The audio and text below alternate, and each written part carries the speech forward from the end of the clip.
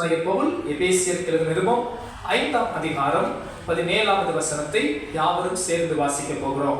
எபேசியர் 5ஆம் அதிகாரம் 17வது வசனம். புதிய ஏற்பாட்டிலே 268வது பக்கம். புதிய ஏற்பாட்டிலே 268வது பக்கம். எபேசியர் 5:17 சேர்ந்து வாசிக்கலாமா? ஆகையால் நீங்கள் மதியற்றவர்களாய் இராமல் கர்த்தருடைய சித்தம் இன்னதென்று உணர்ந்து கொள்ளுங்கள். ஜெபிப்போம். அன்பின் பரலோக பிதாவே, நீ துதிக்கிறேன். இயேசுவின் நாமத்தில் எங்களை தாழ்த்துகிறோம். கர்த்தர் எங்களோடு இடைபடும் அடியனை மறைத்து உமது பிள்ளைகள் ஒவ்வொருவருக்கும் வேண்டிய உமது வார்த்தை, உமது ஆலோசனை, உமது வாக்குத்தத்தம், உமது ஆசீர்வாதம், உமது கண்டிப்பு, உமது உணர்த்துதலை எங்களுக்கு தருவீராக. எங்களை தாழ்த்தி உம்மை உயர்த்துகிறோம். இயேசுவின் நாமத்தில் ஜெபிக்கிறேன் நல்ல பிதாவே, ஆமென். யாராவது ஒருவர் சத்தமாய் வாசிக்கலாம்? ஆகையால் நீங்கள் மதியற்றவர்களாய் இராமல் கர்த்தருடைய சித்தம் இன்னதென்று உணர்ந்து கொள்ளுங்கள். ஒரு ஆமென் சொல்லுவோமா? அல்லேலூயா. இந்த காலை நேரத்தில் அன்பு தேவ பிள்ளைகளே, ஆண்டவர் நம்மோடு பேச விரும்புகிற ஒரு காரியம் தேவ சித்தம். எல்லாரும் சொல்லுங்க, தேவ சித்தம். Today our message topic is God's will. தேவ சித்தம். வேதம் சொல்லுகிறது, நீங்கள் மதியற்றவர்களாய் இராமல். அந்த வார்த்தையின் அர்த்தம் மதி என்றால் புத்தி, ஞானம், அறிவு, இதையெல்லாம் சொல்லலாம். நாம் ஒரு புத்தியற்றவர்களாய் இராமல், இல்லாவிட்டால் ஞானம் இல்லாதவர்களாய் இராமல், இல்லாவிட்டால் நாம் யோசிக்கிறவர்களாய் இராமல் என்ன செய்ய வேண்டுமா? ஞானம் உள்ளவர்கள் போல, புத்தி உள்ளவர்கள் போல, மதி உள்ளவர்கள் போல எதை அறிந்து கொள்ள வேண்டுமா? கர்த்தருடைய சித்தத்தை அறிந்து கொள்ள வேண்டும். கரங்களை உயர்த்தி அல்லேலூயா சொல்லலாமா? அல்லேலூயா. அன்பு தேவ பிள்ளைகளே, நீங்களும் நானும் ஒரு பொல்லாத காலத்தில் வாழ்கிறோம். நீங்களும் நானும் இருக்கிற ஒரு காலம் ஒரு பாவமான காலத்தில் வாழ்கிறோம். மனுஷகுமாரன் வரும் நாளில் நோவாவின் காலத்தில் நடந்தது போல நடக்கும் என்று வார்த்தை சொல்லுகிறது. இன்றைக்கு ஒவ்வொரு நாளும் பேப்பரில் நீங்கள் பார்ப்பீர்கள் என்றாலும், செய்தித்தாள்களில், நியூஸ்களில் எல்லாம் பார்ப்பீர்கள் என்றால், பாவம் பெருகி போன ஒரு சந்ததி நடுவே வாழ்கிறோம். ஒருவேளை இயேசுவின் வருகை நீங்களும் நானும் கண்கூடாய் பார்த்தாலும் ஆச்சரியப்படுவதற்கு ஒன்றும் இல்லை. கரங்களை உயர்த்தி சொல்லலாமா? பக்கத்தில் இருக்கவங்களை பார்த்து சொல்லுங்க, ஒருவேளை நீங்க உயிரோடு இருக்கும் போதே யாரும் வந்துடலாம். இயேசு வந்தாலும் ஆச்சரியப்படுறதுக்கு ஒன்றுமில்லை. காரணம், இயேசுவின் வருகைக்கான எல்லா அடையாளங்களும் ஆக கூடி நிறைவேறின காலத்தில் இருக்கிறோம். நாம் கடைசி நிமிடங்களில், நாடிகளில் இருக்கிறோம். இயேசு சீக்கிரமாய் வர வல்லவராய் இருக்கிறார். கரங்களை உயர்த்தி சொல்லலாமா? ஒருவேளை தாமதித்தாலும் அடுத்த தலைமுறை கண்டிப்பா பார்த்துரும் நினைக்கிறேன். நமக்கு தெரியாது இயேசு எப்ப வருவார் என்று. வேதம் சொல்லுகிறது, திருடன் வருகிற விதமா இயேசு என்ன பண்ணுவார்? வரப்போகிறார். அதனால மனுஷகுமாரன் வரும் நாளையும் நாளிகைகளையும் நீங்கள் அறியாதபடியால் விழித்திருங்கள், ஜாக்கிரதையா இருங்கள், விழிப்போடு இருங்கள், ஆயத்தத்தோடு இருங்கள் என்று வேதம் நமக்கு ஆலோசனை சொல்லுகிறது. கரங்களை வைத்து சொல்லுவோமா? நான் எப்போது ரெண்டுக்கு ஆயத்தமா இருக்கிறேன். இயேசு இன்னைக்கு வந்தாலும் ஆயத்தமா இருக்கிறேன். ஒருவேளை ஆண்டவர் எனக்கு ஒரு 100 ஆண்டு கொடுத்து 100 ஆண்டு கழிச்சு வந்தாலும் நான் ஆயத்தமா இருக்கிறேன். Always I have a plan. கரங்களை வைத்து சொல்லுங்க. என் கேள்வி, இன்னைக்கு வந்தாலும் நீங்க ஆயத்தமா இருக்கிறீங்களா? சோத்ரம். ஒருவேளை ஆண்டவருக்கு தாமதிச்சாலும் நீங்க எப்படி இருக்கணும்? அவர் சித்தம் செய்ய இந்த பூமியில் ஆயத்தத்தோடு இருக்க வேண்டும். ஒரு ஆமென் சொல்லுவோமா? பாருங்கள் அன்பானவர்களே, நீங்களும் நானும் பொல்லாத உலகத்தில் வாழ்கிறோம். உங்களுக்கு உதாரணம் சொல்ல வேண்டியதில்லை. எத்தனை மோசமான செய்திகளை கேள்விப்படுகிறோம். நகைக்காக, பணத்துக்காக, காசுக்காக, பொருளுக்காக ஒருவனை ஒருவன் அடிக்கிற உலகம், கொல்லுகிற உலகம், கொலை செய்கிற உலகம், சுயநலத்துக்காக என்னென்ன செய்திகளை கேட்க முடியுமோ எல்லாவற்றையும் கேட்க முடிகிறது. நீங்கள் அதிகமா செய்தியெல்லாம் பார்ப்பீங்க நினைக்கிறேன். செய்தியெல்லாம் படிப்பேன்னு சொல்றது கை வைத்து காட்டுங்க. செய்தித்தாள் எல்லாம் வாசிப்பேன் பாஸ்டர். நியூஸ் பேப்பர் வாசிக்கிறோம். பாடத்துக்கு அதெல்லாம் மறந்து போயாச்சு. படிப்பு வாசிக்கிற பேப்பர் பழக்கமே மாறி போச்சு. செல்போன்ல நியூஸ் பார்க்குற, டெய்லி ஹண்ட் டிவியில அப்படி இருக்கவங்க யாரும் இருக்கிறீங்களா? சோத்திரம். என்ன ரொம்ப பரிசுத்தமான இருக்கிறீங்க நம்ம சபையில. கொஞ்சம் நாட்டு நடப்பை கத்துக்கப்பா, செய்தியை பார்த்து நல்லா அதுக்காக ஜெபிங்க, ஆமென் சொல்லுங்க. பாருங்க, நம்ம இந்த பொல்லாத உலகத்துல இருக்கிறோம். நான் 2 நாள் 2 செய்தி படிச்சேன், என் உள்ளமே உடஞ்சி போயிடுச்சு. நான் சொல்ல நேரம் ஆயிரும். இப்படிப்பட்ட மோசமான உலகத்துல நம்ம வாழ்றோமே, இப்படிப்பட்ட துன்மார்க்க உலகத்துல இருக்கிறோமே என்று என் உள்ளம் உண்மையாகவே சொல்றேன். ஒரு தாய் தான் அன்பு பெரிய அன்புன்னு சொல்லுவோம். ஒரு தாய் தான் பிள்ளையை விட்டு கொலை செய்து விட்டு தகாத உறவில் போன 2-3 செய்தி தொடர்ந்து நான் படிக்க நேரிட்டது. எனக்கு உள்ள உடைந்து போனது. ஆண்டவரே, இந்த உலகம் எப்படி மோசமாய் போய் கொண்டிருக்கிறது என்று நான் கலங்கினேன். அன்பு தேவ பிள்ளைகளை, வசனம் சொல்லுகிறது 15-16 வசனம் வாசிங்க சீக்கிரமா. ஆனபடியினால் நீங்கள் ஞானமற்றவர்களைப் போல நடவாமல் ஞானம் உள்ளவர்களைப் போல கவனமாய் நடந்து கொள்ள பார்த்து. நன்றாய் அந்த வார்த்தையை அடிக்கொண்டிட்டு கொள்ளுங்கள். வாலிப தம்பி தங்கச்சிகள், இந்த வார்த்தையை பிடித்துக் கொள்ளுங்கள். நாட்கள் பொல்லாதவைகளானதால் காலத்தை பிரயோஜனப்படுத்திக் கொள்ளுங்கள். ஆகையால் நீங்கள் மதியற்றவர்களாய் இராமல் கர்த்தருடைய சித்தம் இன்னதென்று உணர்ந்து கொள்ளுங்கள். கரங்களை வைத்து அல்லேலூயா சொல்லுமா? அல்லேலூயா. பாஸ்டர், நான் 100க்கு 100 கர்த்தருடைய சித்தத்தின்படி வாழ்றேன்னு சொல்றவங்க அல்லேலூயா சொல்லுங்க பார்க்கலாம். பரவாயில்லையே, சிலர் வாழ்றோன்னு தைரியமா இருக்கிறாங்க. பரவாயில்ல, ஆமென். உங்க தைரியத்துக்காக நான் நன்றி சொல்றேன். ஆனா நான் தாழ்மையா சொல்றேன், நான் அறிந்து ஆண்டவர் ஒரு முறை சொல்லுவார் தீர்க்கதரிசனத்தில், போ குயவன் வீட்டுக்கு போ. அங்கே குயவன் ஒரு மண்பாண்டத்தை அழகாய் செய்வான். பார்த்தா அந்த குயவன் கையிலே அந்த மண்பாண்டம் கெட்டு போய்விடும். மறுபடியும் அந்த குயவன் என்ன பண்ணுவார்? அந்த மண்ணை தூக்கி போட மனதில்லாமல் வேறே பாண்டமாய் வணைவார். அப்படித்தான் ஆண்டவர் அந்த தீர்க்கதரிசனத்தை சொல்லுவார். என் ஜனங்களும் அப்படித்தான், அவர்களை வைத்து நான் பெரிய காரியங்களை செய்ய திட்டம் வைத்தேன். ஆனால் அவர்கள் கெட்டு போனபடியா, அவர்கள் என் சித்தத்தின்படி நடக்காமல் போனபடியா, மறுபடியும் அவர்களை வேறே பாண்டமாய் நான் வணைகிறேன். அன்பு தேவ பிள்ளைகளை, நான் தாழ்மையா சொல்லுவேன், உங்கள் ஒவ்வொருவர் மேலும் தேவன் விசேஷித்த திட்டத்தை வைத்திருக்கிறார். நீங்கள் தாயின் கருவில் உருவான போது உங்கள் தாய் உங்களை பார்த்ததில்லை, உங்கள் தகப்பன் உங்களை பார்த்ததில்லை. ஆனால் இந்த வானத்தையும் பூமியை படைத்த ஆண்டவர் உங்கள் தாயின் கருவில் உருவாகும் முன்னே உங்களை தெரிந்து கொண்டார். எரேமியா தீர்க்கதரிசியை குறித்து சொல்லும்போது ஆண்டவர் சொல்கிறார், நான் உன் தாயின் கருவில் உருவாகும் முன்னே உன்னை முன்குறித்தேன், தெரிந்து கொண்டேன், தீர்க்கதரிசியா இருக்கும்படி உன்னை பிரித்தெடுத்தேன் ஆண்டவர் என்று சொன்னார்.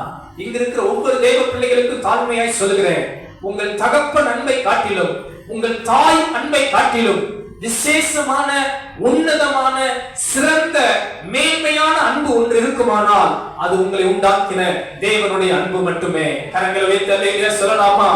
அப்படியானால் உங்கள் தாயை காட்டிலும் தகப்பனை காட்டிலும் உங்கள் எந்த உறவை காட்டிலும் நீங்களும் நானும் முதலிடம் கொடுக்க வேண்டிய ஒரே ஒரு தேவன் நமது ஆண்டவர் மட்டுமே. கரங்களை வைத்து அல்லேலூயா சொல்லலாமா? அன்பு தேவ பிள்ளைகளே, உங்க மேல பெரிய நோக்கம், பெரிய திட்டம், பெரிய தரிசனம், பெரிய ஆசீர்வாதங்களை தேவன் முன்குறித்து வைத்திருந்தார். ஆனா பல நேரங்களில நான் நினைக்கிறேன், நம்ம முழுமையா தேவ சித்தத்துக்கு இணங்கினவர்களாய் அல்ல. எத்தனையோ முறை பாவம் செஞ்சிருக்கிறோம், எத்தனையோ முறை கீழ்ப்படியாமல் போயிருக்கிறோம், எத்தனையோ முறை தவறி இருக்கிறோம், எத்தனையோ முறை இடறி இருக்கிறோம். ஆனாலும் மீண்டும் மீண்டும் நம் தேவன் கிருபையாய் தூக்கி நிறுத்தினார். எத்தனை பேர் ஆமென் சொல்றீங்க? அல்லேலூயா. என்னை என் தேவன் கிருபையாய் தூக்கி நிறுத்தினார். அவரது இரக்கத்தினால் தூக்கி நிறுத்தினார், அவரது அன்பினால் தூக்கி நிறுத்தினார். அப்படி சொல்றவங்க ஆமென் சொல்லலாமா? அல்லேலூயா. நான் தாழ்மையா விசுவாசிக்கிறேன், இன்றும் கூட கர்த்தர் உங்க மேல பெரிய நோக்கம் வச்சிருக்கிறார். பக்கத்துல இருக்க பாத்துருக்க, உங்க மேல தேவன் பெரிய நோக்கம் வச்சிருக்கிறார். உங்க மேல தேவன் பெரிய திட்டம் வைத்திருக்கிறார். உங்க நினைவு போல் அல்ல, அவருடைய நினைவு உயர்ந்தது, பெரியது, சிறந்தது. எத்தனை பேர் ஆமென் சொல்ல முடியும்? அல்லேலூயா. இங்க இருக்கிற சிறு பிள்ளைகள் மேலெல்லாம் தேவன் பெரிய தரிசனத்தை வைத்திருக்கிறார். இவர்கள் எல்லாம் உலகத்தை கலக்கிறவர்களாய் மாற முடியும். வாலிப பிள்ளைகள், நீங்க நினைக்காதீங்க சாதாரணமா எனக்கு தமிழ் வாசிக்க தெரியல, இங்கிலீஷ் வாசிக்க தெரியல, படிப்பு வரல, எனக்கு திறமை இல்லை என்று சொல்லாதீங்க. கர்த்தர் உங்களுக்கு எல்லாவற்றையும் கொடுக்க வல்லவராய் இருக்கிறார்.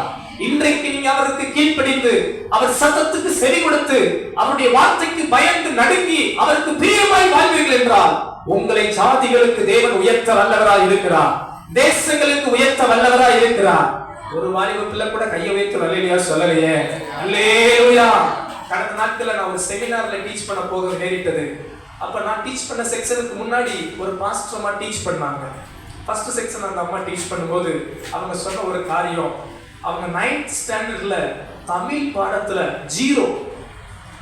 9th ஸ்டாண்டர்ட்ல தமிழ் பாடத்துல 0. அவங்க மார்க் என்ன? முட்டை, அண்டா. என்னது? அண்டா. பரவாயில்ல, ஹிந்தி கொஞ்சம் படிச்சிட்டீங்களா? சோதரம். முட்டை மார்க். ஆனா ஆண்டவர் கிருபையில அவங்க காலேஜ் அசிஸ்டன்ட் ப்ரொஃபசர், திருநெல்வேலியில ஒரு காலேஜில் அவங்க அசிஸ்டன்ட் ப்ரொஃபசர். இன்னைக்கு அவங்க ஒரு சபையை நடத்துகிற பாஸ்டர்மா. பல தேசங்களில் போய் பிரசங்கம் பண்றாங்க. ஆங்கிலத்தில் பல தேசங்களில் போய் கர்த்தருடைய ஊழியத்தை செய்கிறாங்க. ஒரு நாள் அவங்க 9th ஸ்டாண்டர்ட் தமிழ் பாடத்தில் என்ன? அண்டா, முட்டை. அன்பு தேவர்களே, நகைச்சுவைக்கு நான் சொல்லலை. இன்னைக்கு ஒருவேளை நீ 0வா இருக்கலாம். இன்னைக்கு ஒருவேளை உனக்கு திறமை இல்லாம இருக்கலாம், படிப்பு இல்லாம இருக்கலாம், ஞானம் இல்லாம இருக்கலாம். சகலத்தையும் சம்பூர்ணமாய் கொடுக்கிற ஒரு தேவன் ஒருவர் இருக்கிறார். அந்த தேவனுக்கு முன்பாக பயந்து கீழ்ப்படிந்து அவர் சித்தத்துக்கும் திட்டத்துக்கும் அர்ப்பணித்து வாழ யார் ஒப்பு கொடுக்கிறார்களோ அவர்களை எடுத்து பயன்படுத்த தேவன் வல்லவராய் இருக்கிறார். ஹல்லேலூயா. தமக்கு பயந்து தமது கிருபைக்கு காத்திருக்கிறவர்கள் மேல் தேவன் தமது வல்லமையை விளங்க செய்வார். கர்த்தருடைய கண்கள் பூமி எங்கும் உலாவிக் கொண்டிருக்கிறது. யூதர் என்றும் இல்லை, கிரேக்கன் என்றும் இல்லை. யாரெல்லாம் கர்த்தரை தேடுகிறார்களோ அவர்களை நம் தேவன் எடுத்து பயன்படுத்த வல்லவர். அல்லேலூயா.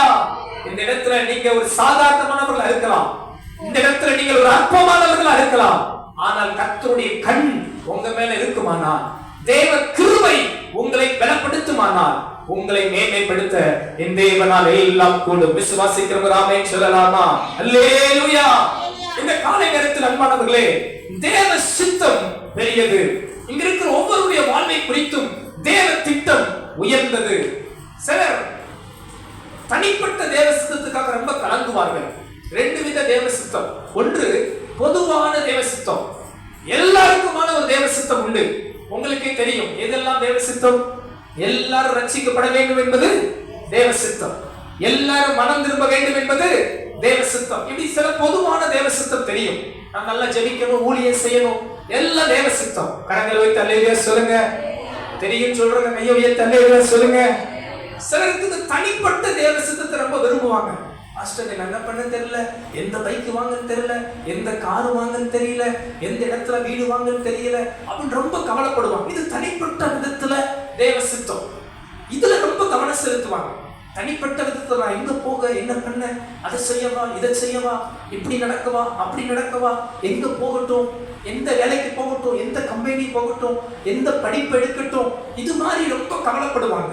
நான் தாழ்மையா சொல்லுவேன், தேவன் உங்க மேல வைத்திருக்கிற பொதுவான தேவ சித்தத்துல ரொம்ப கவனம் செலுத்தினாலே உங்க தனிப்பட்ட காரியத்துல கர்த்தர் மகிமையான காரியம் செய்வார். கரங்களை வைத்து அல்லேலூயா சொல்லுங்க. அல்லேலூயா. எத்தனை பேர் புரிஞ்சுக்கிட்டீங்க? நான் சொன்ன சாராம்சம் புரிஞ்சுக்கிட்டீங்களா? பொதுவான தேவ சித்தம் என்ன? நீங்க நல்ல ஜெபத்துல, விசுவாசத்துல, கனி கொடுத்து, சாட்சியா, கீழ்ப்படிந்து நடந்தாலே நான் தாழ்மையா விசுவாசிக்கிறேன், கர்த்தர் உங்களை நேர் வழியா நடத்துவார். உங்களை தேவன் கவலையில, கண்ணீரில, துக்கத்துல, புலம்பலில, தேவையில்லாத இடங்களுக்கு உங்களை அனுப்ப மாட்டார். விசுவாசிக்கிறவங்க ஆமென் சொல்லுங்க. அல்லேலூயா. இன்னைக்கு என்ன பிரச்சனைனா, தேவ பிள்ளைகள் பொதுவான தேவ சித்தத்துல வளர்றது இல்ல, தனிப்பட்ட ஜெப ஜீவியத்துல வளர்றது இல்ல, வேத வாசிப்புல வளர்றது இல்ல, கீழ்ப்படிந்து நடப்பதில்ல, சாட்சி உள்ள வாழ்க்கை வாழ்றது இல்ல, கர்த்தருக்காக ஊழியம் செய்யறது இல்ல, கர்த்தருக்காக முதலிடம் கொடுப்பதில்ல. ஆனா கஷ்டம் வந்த உடனே 2 வழி, ஐயோ ஆண்டவரை எதை தெரிஞ்சிருக்குன்னு வந்து குழம்பி நிக்கிறது.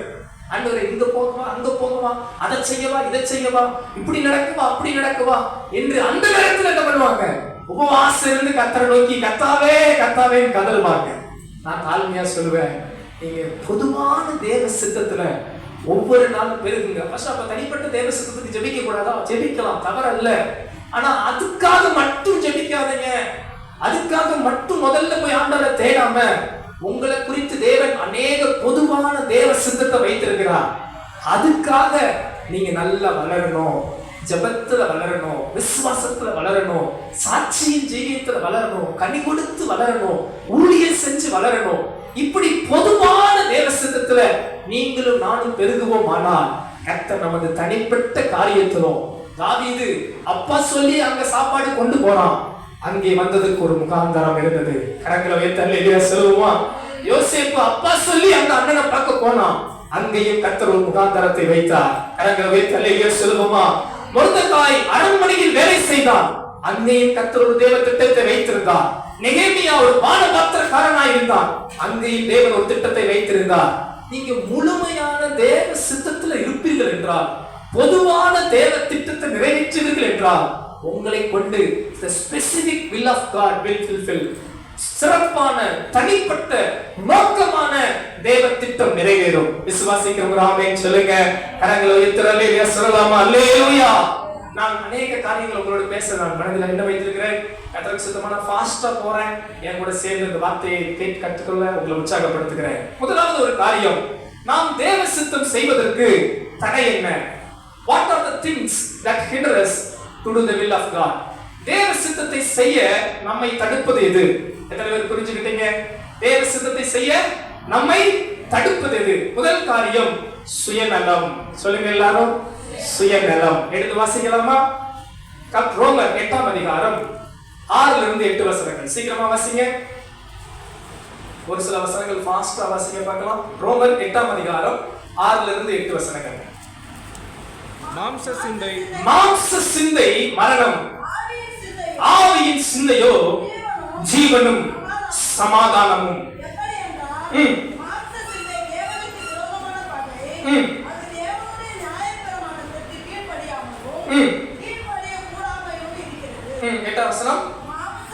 மாம்சத்துக்கு உட்பட்டவர்கள் தேவனுக்கு பிரியமாய் இருக்க மாட்டார்கள். ஒரு ஆமென் சொல்லுங்க. அல்லேலூயா.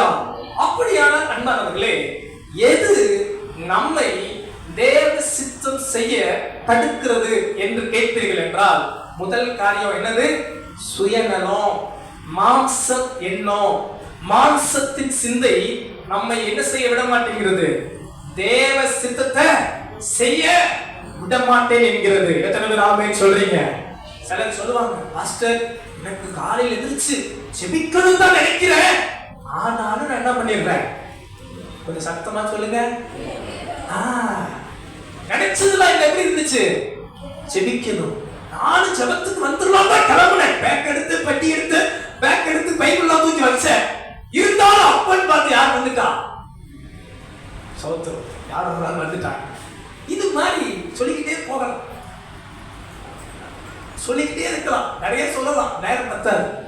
அப்ப நீங்களும் நானும் தேவ சித்தம் செய்ய முதல் தடையே சுயமான காரியம், சுயநலம், மாம்சத்தின் காரியம். அன்பு தேவ பிள்ளைகளை நான் தாழ்மையா சொல்றேன், இந்த மாம்ச காரியம் தான் பல நேரங்களில பிசாசு பயன்படுத்தி உங்களை வீழ்த்திடுறான். உங்க மாம்ச ஆசையை காமிச்சு, மாம்சத்தின் காரியத்தை காமிச்சு, அது பணமோ பொருளோ உலகமோ நட்போ இவைகளெல்லாம் காமிச்சு உங்களை தேவ சித்தம் செய்யாதபடி தடை பண்ணி விடுறான். இந்த காரியத்துல நான் தாழ்மையா சொல்றேன், நீங்களும் நானும் இந்த மாம்சத்தின் சுயநலமான காரியங்களை விட்டு கர்த்தருக்காக எழும்ப கர்த்தர் விரும்புகிறார். கரங்களை வைத்து சொல்லுவோம் அல்லேலூயா.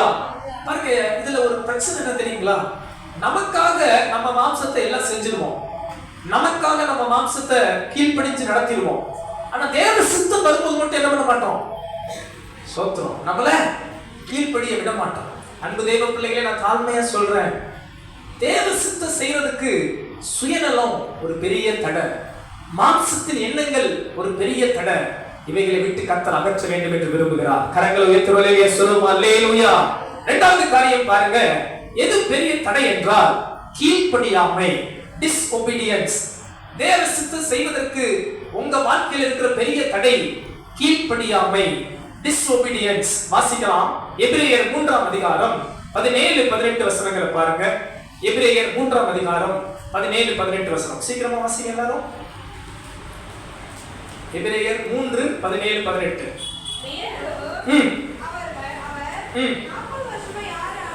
நன்றாய் கவனியுங்கள்.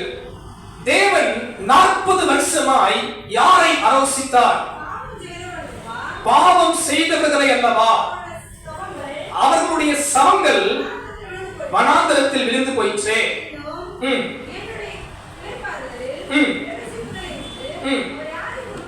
அவர் தேவன் யாரை குறித்து ஆணையிட்டார்? கீழ்ப்படியாதவர்களை குறித்தல்லவா? ஒரு ஆமென் சொல்லுங்க. அல்லேலூயா. தேவ சித்தம் என்ன? எகிப்திலே அடிமையாக இருந்த எல்லா ஜனங்களையும் கானான் தேசத்துக்கு கொண்டு வர வேண்டும் என்பது தேவ சித்தம். ஆனால் நிறைவேறினதா? இல்லை. 2 பேர் மட்டுமே போனார்கள்.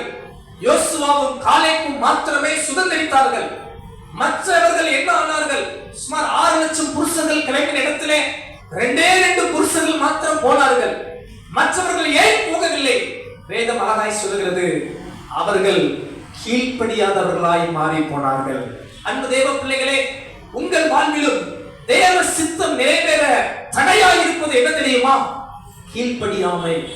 நீங்கள் சில நேரங்களில் கர்த்தருடைய வார்த்தைக்கு கீழ்ப்படியாமல் போகும்போது தேவன் தமது சித்தத்தை உங்க வாழ்க்கையில செய்ய முடியாமல் போகிறது. தேவன் தமது ஆசீர்வாதங்களை உங்களுக்கு கொடுக்க முடியாமல் போகிறது. தேவன் உங்கள் மேல் வைத்த அந்த உயர்வுக்கு உங்களை கொண்டு செல்ல முடியாமல் போகிறது. தேவன் உங்களை கொண்டு போய் நிறுத்த வேண்டும் என்கிற அந்த இடத்திற்கு நீங்கள் செல்ல முடியாமல் கீழ்ப்படியாமை உங்களை தடுத்து போடுகிறது. இந்த காலை நேரத்தில் ஆவியானவர் நம்மிடத்தில் எதிர்பார்க்கிறது, இன்று அவருடைய சத்தத்தை கேட்டால் நீங்கள் செவி கொடுக்க மனதா இருந்தால் நீங்கள் பாக்கியவான்கள். கரங்களை வைத்து அல்லேலூயா சொல்லுவோம். அல்லேலூயா. அப்படியானால் எது தேவ சித்தத்தை செய்யாதபடி தடுக்கிறது என் வாழ்க்கையில்?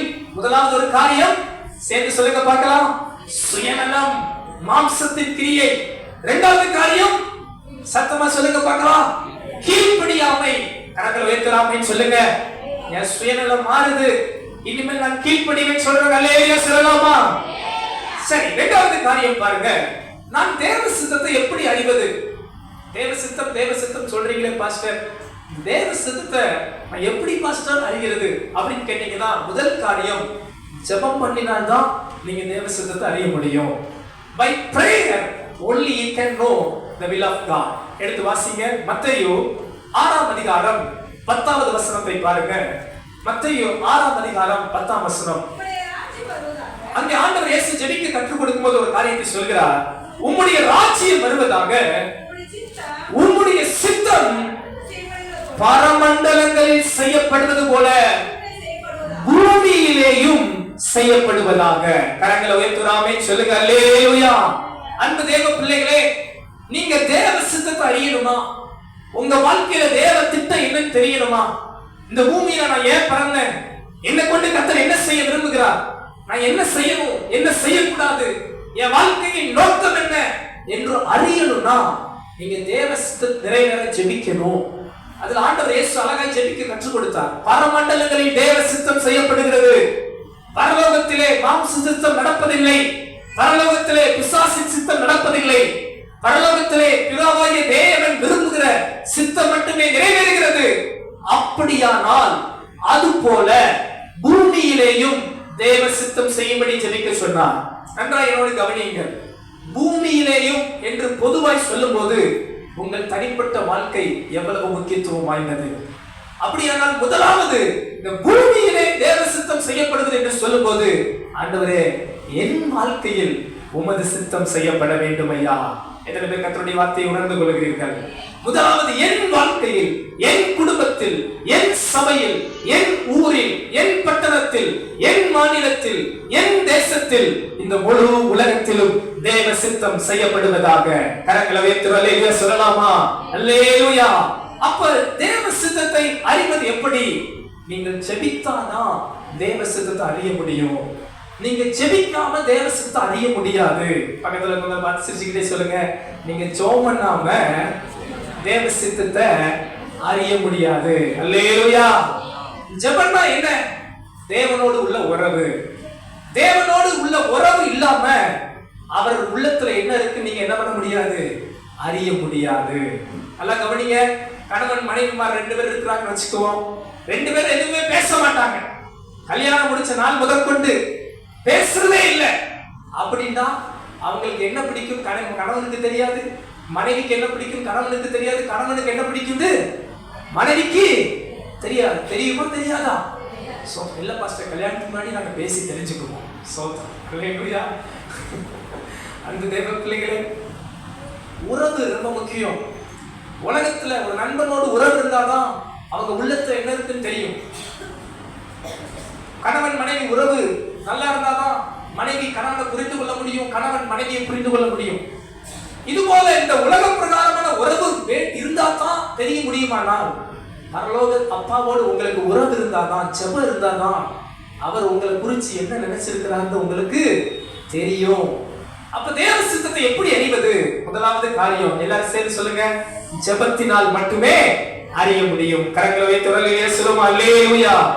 இரண்டாவது காரியம் பாருங்க, நீங்க தேவ சித்தத்தை எப்படி அறியலாமா? எபிரேயர் 1ஆம் அதிகாரம் 1-2 வசனங்களை வாசிங்க. எபிரேயர் 1ஆம் அதிகாரம் 1-2 வசனம். பூர்வ காலங்களில் பங்கு பங்காகவும் வகை வகையாகவும் தீர்க்கதரிசிகள் மூலமாய் பிதாக்களுக்கு திருமணம் பற்றின தேவன் இந்த கடைசி நாட்களில் குமாரன் மூலமாய் நமக்கு திருமணம் பற்றினார். கரங்களை வைத்து அல்லேலூயா சொல்லுங்க, அல்லேலூயா. இரண்டாவது, என் வாழ்க்கையில தேவ சித்தத்தை நாம் எப்படி அறிய முடியும்? அன்பு தேவ பிள்ளைகளே, வேத வசனத்தின் மூலமாகவே அறிய முடியும். நீங்கள் வேத வசனத்தை வாசிப்பதால் மூலமே அறிய முடியும். வேதம் சொல்லுகிறது, பூர்வ காலத்தில் கொஞ்சம் கொஞ்சமா ஆண்டவர் வெளிப்படுத்தினார். தீர்க்கதரிசிகளின் மூலமாய் அவ்வப்போது பேசினார், அவ்வப்போது தீர்க்கதரிசிகளை எழுப்பினார். மோசேயை கொண்டு சில நியாய பிரமாணங்களை வெளிப்படுத்தினார். நியாயாதிபதிகள், தீர்க்கதரிசிகள் அவ்வப்போது எழுப்பி கர்த்தருடைய சத்தத்தை சொன்னார்கள். கடைசி நாட்களில் ஆண்டவர் இயேசு இந்த பூமியில் வந்து முழு பரிபூர்ண திட்டத்தை வெளிப்படுத்தினார். இந்த முழு சத்தியமும் எங்கே இருக்கிறது? வேத வசனத்தில் இருக்கிறது. கரங்களை வைத்து அல்லேலூயா சொல்லுங்க. பைபிள் வச்சிருக்கிறவங்களா வேதத்தை உயர்த்தி அல்லேலூயா சொல்லுங்க. பைபிள் கொண்டவராக யாராவது இருக்கிறீங்களா? சோத்திரம். யுத்தத்துக்கு பட்டயம் இல்லாம போவீங்களா? ஆலயத்துக்கு என்ன இல்லாம வரக்கூடாது? சோத்திரம். 500 ரூபாய் என்ன 5000 ரூபாய் கொடுத்து கூட நீங்க என்ன வாங்கணும்? பைபிள் வாங்கணும். ரொம்ப சீப் அண்ட் பெஸ்டா கிடைக்கிறது நமக்கு. அதிகபட்சம் 300 ரூபாய்க்கு கூட நீங்க வாங்கிடலாம். என்னைய கேட்டா ஒரு மனிதன் ஆண்டவர் சொல்றது தெரியுங்களா? ஒரு நிலத்துல பொக்கிஷத்தை பார்த்துட்டு என்ன பண்ணுவானா? தன் ஆஸ்தி எல்லாம் வித்து அந்த நிலத்தை மட்டும் வாங்குவானா. ஏன்னா அந்த நிலத்துல என்ன இருக்கு? புதையல் இருக்கு, பொக்கிஷம் இருக்கு. இதுக்குள்ளே நிறைய புதையல் பொக்கிஷம் இருக்கு. அன்பானவர்களே, இதுக்காக நீங்க எவ்வளவு விலை கொடுத்தாலும் என்ன பண்ணிருங்க? வாங்கிருங்க. வாங்கிறது மட்டும் இல்ல, பயன்படுத்துங்க, வாசிங்க, ஆலயத்துக்கு கொண்டு வாங்க. இப்படி சொல்லுவாங்க, most sold book is Bible, most useless book is also Bible. உலகத்தில் அதிக விற்பனையாகிற புத்தகம் எதுவா? வேதம் விற்பனையாகிறதா. அதே போல இந்த உலகத்தில் அதிகம் பயன்படுத்தப்படாத புத்தகம் எதுதான் இருக்கா? பைபிள் தான். ஒரு புள்ளி விவரம் சொல்கிறது, 6% கிறிஸ்தவர்கள் மட்டுமே வேதத்தை தினந்தோறும் வாசிக்கிறார்களாம். 100க்கு 6% கிறிஸ்தவர்கள் மட்டுமே தினந்தோறும் வேதத்தை வாசிக்கிறார்களாம். நம்ம சபையில எத்தனை சதவீதம் நான் கணக்கெடுக்கன்னு தெரியல. சோத்திரம். இது உலகளாவிய கிறிஸ்தவ வட்டாரத்தில் இருக்கிற புள்ளி விவரம். 6% கிறிஸ்தவர்கள் தான் வாசிக்கிறார்கள். 15% கிறிஸ்தவர்கள் வாரத்துல 2 நாள் வாசிக்கிறார்களாம். 70% கிறிஸ்தவர்கள் வாரத்துல 1 நாள் வாசிக்கிறார்களாம். சில கிறிஸ்தவர்கள் வேதத்தை வாழ்நாளிலே வாசிப்பதே கிடையாது. நீங்கள் எப்படி? பக்கத்தில் பார்த்து கேளுங்க, நீங்கள் எப்படி? கர்த்தர் நல்லவர். அல்லேலூயா. வாசிக்க தெரியாதவங்க பரவாயில்ல, நல்ல பிரசங்கத்தை கேளுங்க.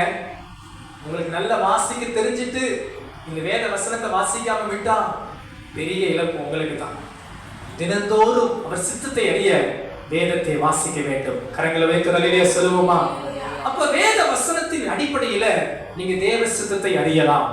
எப்படி தேவ சித்தத்தை அறிய முடியும்? ஜெபத்தினால் தேவ சித்தத்தை அறிய முடியும். இரண்டாவது காரியம் சொன்னேன், வேத வசனத்தினால் நீங்கள் என்ன அறிய முடியும்? தேவ சித்தத்தை அறிய முடியும். கரங்களை வைத்து ஆமென் சொல்லலாமா? அல்லேலூயா. மூன்றாவது காரியம், தேவ சித்தத்தை நான் எப்படி நிறைவேற்ற முடியும்? How can I fulfill God's will? தேவ சித்தத்தை தெரிஞ்சிருச்சு பாஸ்டர், அதை நான் எப்படி நிறைவேற்றுறது? நான் என்ன செஞ்சா நிறைவேற்ற முடியும்? எப்படி என் வாழ்க்கையில் அது நிறைவேறும்? எடுத்து வாசிங்க. ரோமர் 12ஆம் அதிகாரம் 1-2 வசனங்களை வாசிங்க பார்க்கலாம். ரோமர் 12. அப்படி இருக்க சகோதரரே, பரிசுத்தமும் தேவனுக்கு பிரியமுமான பலியாக ஒப்பு கொடுக்க வேண்டும் என்று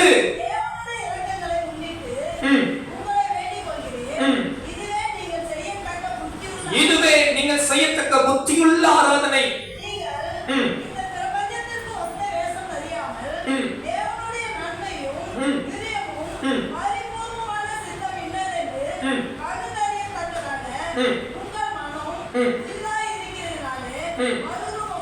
ஆமென், அல்லேலூயா.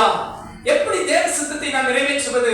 அன்பு தேவ பிள்ளைகளே, முதலாவது ஒரு காரியம், நீங்கள் உங்களை தேவ சித்தத்துக்கு முழுவதுமாய் அர்ப்பணிக்கும் போதுதான் அது நிறைவேறும். கரங்களை உயர்த்தி ஆமென் சொல்லுங்க. அல்லேலூயா.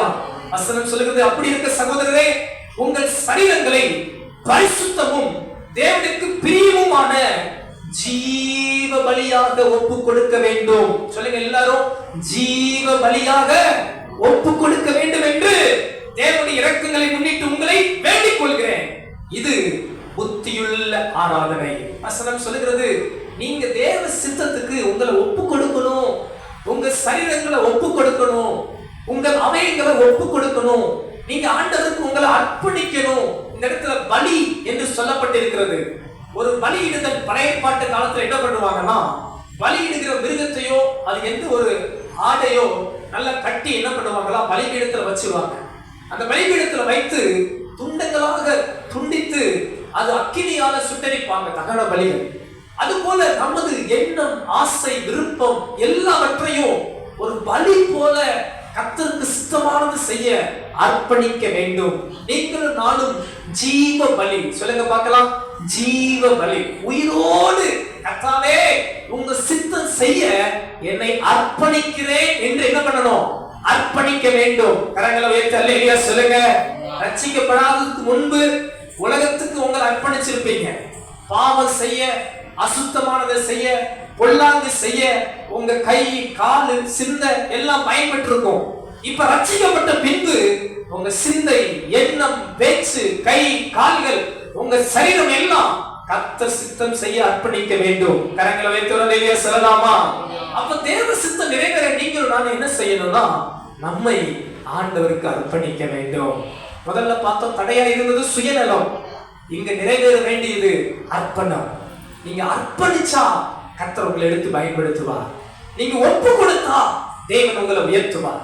கர்த்தருடைய பலத்த கரத்துக்குள் அடங்கி இருங்கள், அவர் உங்களை ஏற்ற காலத்தில் உயர்த்துவார். அன்பு தேவ பிள்ளைகளே, உங்க வாழ்வில அர்ப்பணம் இருக்குமானால் கர்த்தருடைய ஆசீர்வாதம் உங்களை தேடி கடந்து வரும். எத்தனை பேர் விசுவாசிக்கிறீங்க? ஜீவ பலியாய் அர்ப்பணிக்க வேண்டும். இன்னொரு வசனம் வாசிக்கலாம். ரோமர் 6ஆம் அதிகாரம் 19ஆம் வசனம் பாருங்க. ரோமர் 6ஆம் அதிகாரம் 19வது வசனம்.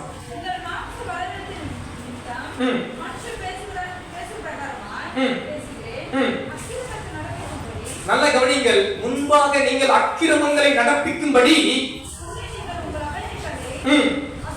அசுத்தத்திற்கும் அக்கிரமத்திற்கும் அடிமைகளாக ஒப்பு கொடுக்கிறது போல இப்பொழுது பரிசுத்தமானதை நடப்பிக்கும்படி உங்கள் அவயங்களை நீதிக்கு அடிமைகளாக ஒப்பு கொடுங்கள். கரங்களை வைத்து அல்லேலூயா சொல்லுங்க. அல்லேலூயா. முன்னாடி நம்ம பாவம் செய்யறதுக்கு என்ன பண்ணணும்? ஓடணும். எத்தனை பேர் தியேட்டருக்கு ஓடினவங்க ரட்சிக்கப்படாதவங்க இருக்கிறீங்க? தியேட்டருக்கு எப்படியோ ஓடி இருப்பீங்க. முதல் டிக்கெட் கிடைக்காதா அப்படின்னு ஓடி இருப்பீங்க. அப்படி யாராவது இருக்கீங்கன்னு தெரியல. சில பிரதர்ஸ் சோத்துறேன், முதல் சீட்டு கிடைக்காதா, முதல் ஷோ பாத்திர மாட்டேனா அப்படின்னு ஓடி இருப்பாங்க. ஆனா இன்னைக்கு பெருங்கூட்டம் ஓடுது. சோத்துறேன், ரட்சிக்கப்படாத முன்னாடி இப்படி பல காரியத்துக்கு ஓடி இருக்கும். பாவமான காரியத்துக்கு சண்டை போட ஓடி இருப்போம், பொல்லாங்கு செய்ய ஓடி இருப்போம், அசுத்தமான காரியத்துல நம்ம நின்று இருப்போம். இன்னைக்கு ரட்சிக்கப்பட்ட பின்பு பரிசுத்தத்துக்கு உங்கள் அவயங்களை ஒப்பு கொடுக்க வேண்டும். இன்னைக்கு ஜெபத்துக்கு நம்ம ஓடி வரணும், ஊழியத்துக்கு நம்ம ஓடி வரணும், தேவ சித்தம் செய்ய ஓடி வரணும், கர்த்தருக்கு பிரியமாய் வாழ ஓடி வரணும். எத்தனை பேர் ஆமென் சொல்றீங்க? அல்லேலூயா. வேதம் சொல்லுகிறது, பரிசுத்தத்துக்காக உங்கள் அவயங்களை அடிமைகளாக ஒப்பு கொடுங்கள். அன்பு தேவ பிள்ளைகளே, சில நேரங்களில் அர்ப்பணங்களை நெகட்டிவா நினைக்கிறாங்க.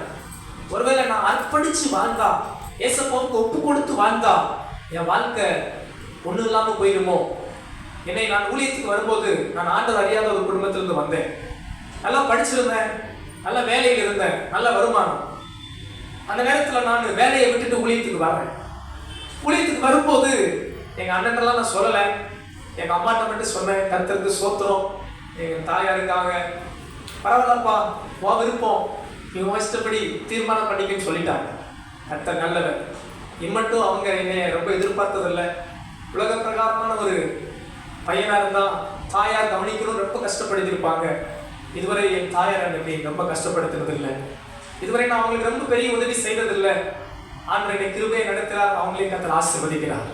அந்த நேரத்தில் நான் எங்கள் அம்மாட்ட சொல்லிட்டு ஊழியத்துக்கு வந்துட்டேன். வேலையை விட்டுட்டு நல்ல வருமானத்தை விட்டு ஊழியத்துக்கு வர்றேன். எங்கள் அண்ணன் எனக்கு ஃபோன் பண்ணார். ஃபோன் பண்ணி எனக்கு சொன்ன ஒரு காரியம், நீ படித்த முட்டா, உனக்கு வாழ தெரியல, நல்லா சம்பாதிச்சு சுகபோகமாக இருந்து இடங்களை வாங்கி வீடை வாங்கி ஆஸ்தியை சம்பாதிச்சு காரு பங்களம் நல்லா வாழலாம். ஏன் நீ படிச்ச முட்டாள் மாதிரி இருக்கிற, முட்டாள்தனமான காரியம் செய்யற, உருப்பிடாம போக போற பாரு அப்படின்னு என்னைய பயங்கரமான வைடு.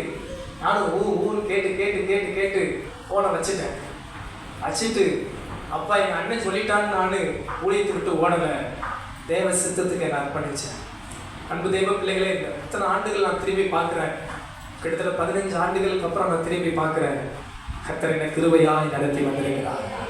இப்போது கூட எங்கள் குடும்பத்தார் மத்தியில் ஆண்டவர் என் தலையை உயர்த்திய வைத்திருக்கிறார். எல்லாரும் காட்டிலும் தேவன் என்னை ஆசீர்வாதமாய் வைத்திருக்கிறார். அல்லேலூயா. பெரிய பணம் இல்லைங்க, ஆண்டவர் இருக்கிறார்.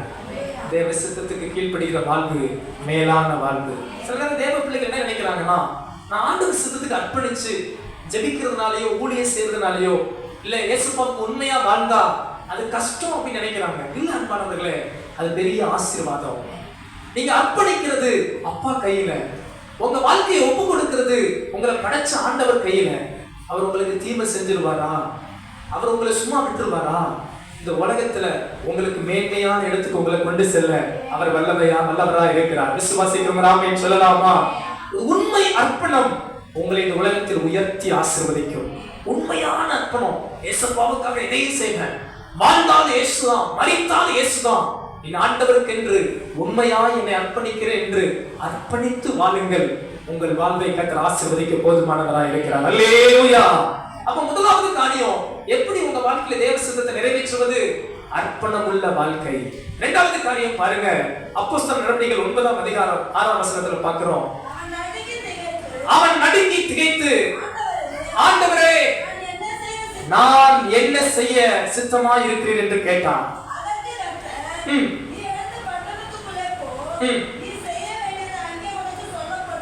ஆமென். போதுமானது. அன்பானவர்களே, உங்க வாழ்க்கையில தேவ சித்தம் நிறைவேறணுமா? அர்ப்பணிச்சா மட்டும் பத்தாது, தேவ சித்தத்துக்கு கீழ்ப்படியணும். ஆமென் சொல்லுங்க. அல்லேலூயா. சவுல் தமஸ்குவுக்கு போகிற வழியிலே இயேசுவை சந்திக்கிறான், இயேசுவை தரிசிக்கிறான். தரிசித்த உடனே கேட்ட கேள்வி, ஆண்டவரே நான் என்ன செய்ய சித்தமாய் இருக்கிறேன்? அதை செய்வதற்கு சவுல் மனதுடையவனாக இருந்தான். கேட்டுட்டு ஐயோ இது கடினமான உபதேசம் என்று ஓடுகிறவர்கள் போல் அல்ல, இவன் பாட அனுபவிக்க தெரிந்து கொள்ளப்பட்டவன், இயேசுவுக்காக ஊழியம் செய்ய தெரிந்து கொள்ளப்பட்டவன். அதை அறிந்தும் கீழ்ப்படிந்து தன்னை ஒப்பு கொடுத்தார். கரங்களை உயர்த்துறாமே சொல்லலாமா? ஆமென். அல்லேலூயா. அன்பு தேவ பிள்ளைகளே, இந்த காலை நேரத்தில் நீங்கள் தேவ சித்தம் செய்ய கீழ்ப்படிய உங்களை அர்ப்பணிப்பீர்கள் என்றால் உங்க வாழ்க்கையில தேவ சித்தம் நிறைவேறும். தேவ சித்தம் செய்ய உங்களை ஒப்பு கொடுக்க மனதுள்ளவர்களாக இருப்பீர்கள் என்றால் உங்க வாழ்க்கையில தேவன் பெரிய காரியங்களை செய்வார். இயேசுவின் சீசர்களை எல்லாம் இயேசு அழைத்த போது உடனே வந்தார்கள். மலைகளை விட்டு வந்தார்கள், படகுகளை விட்டு வந்தார்கள், தகப்பனையும் தாயையும் விட்டு வந்தவர்கள் உண்டு. இப்படி அர்ப்பணிக்கப்பட்டவர்கள் வந்தபோது ஆண்டவரிடத்தில் கேட்டார்கள், ஆண்டவரே எல்லாம் விட்டு வந்தோமே, என்ன ஆண்டவரே என்று கலங்கினார்கள். ஆண்டவர் இயேசு அழகாய் சொன்னார், கவலைப்படாதீங்கப்பா, நீ எதையெல்லாம் இழந்தாயோ நான் 100 தனையாய் உனக்கு கொடுப்பேன். கரங்களை உயர்த்துறலே சொல்லுங்க. அல்லேலூயா. அன்பு தேவ பிள்ளையே, நீ நல்லா ஜெபிக்கிறதுனால உன் ஃப்ரெண்ட்ஸ் உன்னை விட்டு போயிட்டா நீ கலங்காத. நீ ஊழிய சர்ச்சில் இருக்கிறனால உன் ஃப்ரெண்ட்ஸ் உன்கிட்ட பேசுறன்னா அதுக்காக வருத்தப்படாத. கர்த்தர் உனக்காக ஜெபிக்கிற நல்ல நண்பர்களை தருவார், உனக்கு உதவி செய்கிற நல்ல நண்பர்களை எழுப்பி தருவார். ஆனா நீ சர்ச்சை விட்டுட்டு ஃப்ரெண்ட்ஸ் முக்கியம் ஓடுனா அவன் உன்னை பாவத்துக்கு கொண்டு போவான், அவன் உன்னை பொல்லாத வழிக்கு கொண்டு போவான், அவன் உன்னை நரகத்துக்கு கொண்டு போவான், அவன் உன்னை தேவையில்லாத உலக இச்சைகளுக்கு உன்னை அழைத்து கொண்டு போவான். எது முக்கியம்? இயேசுவின் அர்ப்பணமா உலகத்தின் காரியமா? இது போல ஒவ்வொரு காரியத்தையும் சொல்றேன். சில நேரங்களில் ஆலயத்தை விட்டுட்டு உறவு முக்கியம் சிலர் ஓடுவாங்க. அந்த உறவு அவங்களை வீழ்த்துவதை நான் கேள்விப்பட்டிருக்கிறேன். சமீபத்தில் ஒரு குடும்பம் என்ன சொன்ன ஒரு காரியம் உண்டு. நம்பின உறவுகள் எல்லாம் கைவிட்டு விட்டார்கள், எல்லாரும் கைவிட்டு விட்டார்கள். என் உறவை நம்பினேன், அவர்கள் என்னை கைவிட்டு விட்டார்கள் என்று ஒருவர் என்னோட கலங்கமாய் சொன்னார்கள். அன்பு தேவ பிள்ளைகளே, ஆண்டவருக்கு அர்ப்பணித்து அவருக்கு கீழ்ப்படிவீர்கள் என்றால் உங்க வாழ்விலே தேவ சித்தம் நிறைவேறும். விசுவாசிக்கிறவங்க கரங்களை உயர்த்தி அல்லேலூயா சொல்லலாமா? அல்லேலூயா. கடைசியாய் ஒரு காரியம், தேவ சித்தத்தை நீங்கள் செய்வதால் உங்களுக்கு கிடைக்கிற ஆசீர்வாதம் என்ன? எத்தனை பேர் கேட்க வாஞ்சியா இருக்கிறீங்க? இதுவரைக்கும் தேவ சித்தத்துக்கு எது தடை என்று பார்த்தோம். சுயநலம் ஒரு தடை, அது மட்டுமல்ல கீழ்ப்படியாமை ஒரு தடை. தேவ சித்தத்தை அறிவது எப்படி? ஜெபம், வேத வசனம் ரொம்ப முக்கியம் என்று பார்த்தோம். தேவ சித்தத்தை எப்படி செய்ய முடியும்? அர்ப்பணிச்சாதான் நம்ம தேவ சித்தத்தை செய்ய முடியும், கீழ்ப்படிச்சாதான் நம்ம தேவ சித்தத்தை செய்ய முடியும். கடைசி காரியம், தேவ சித்தத்தை நீங்கள் செய்வதா உங்களுக்கு தேவன் வைத்திருக்கிற ஆசீர்வாதம் என்ன? எடுத்து வாசிக்கலாம். மத்தேயு எழுதின சுவிசேஷம் 28ஆம் அதிகாரம் 19-20 வசனங்களை வாசிங்க சீக்கிரமா.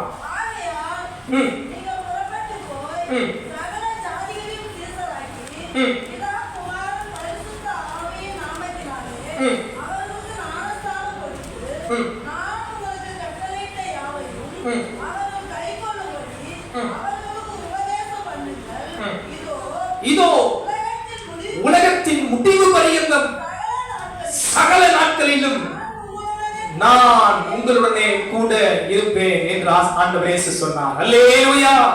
அன்பு தேவ பிள்ளைகளே, நீங்கள் தேவ சித்தத்தை செய்வீர்கள் என்றால் ஆண்டவர் உங்களுக்கு கொடுக்கிற வாக்குத்தத்தம், நான் உங்களோடு இருப்பேன். அல்லேலூயா. பாஸ்டர், இந்த இடத்துல சீசர்களுக்கு தான் ஆண்டவர் இயேசு சொன்னார்.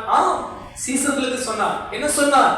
நீங்க புறப்பட்டு போய் சகல ஜாதிகளை சீசராக்கி பிதா குமாரன் பரிசுத்த ஆவியின் நாமத்தினாலே ஞானஸ்நானம் கொடுத்து நான்